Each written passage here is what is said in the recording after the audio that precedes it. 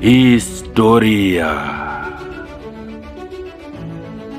Upendo aliokuwa nayo kwa dini uliomfanya hata kutotazama runinga wala kusikiliza muziki na wenzake, pamoja na ushawishi aliopata kutoka kwa waliomfunza dini, unamfanya kuwa mhasi mkubwa. Anakatiza masomo yake na kujiunga na kikundi cha waasi ili kupigania dini lake.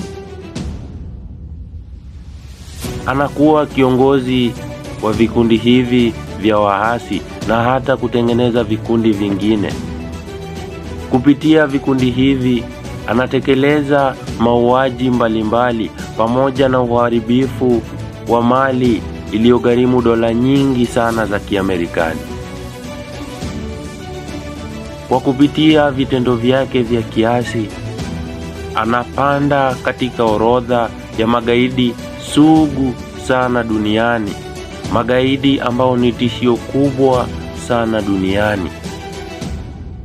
Nchi za Kiingereza zinaunganisha majeshi mbalimbali ili kumtafuta yeye.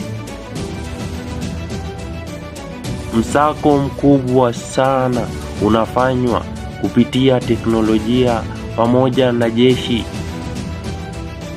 na hatimaye anapatwa na kukamatwa na mwishowe kuangamizwa. Osama bin Laden. Historia.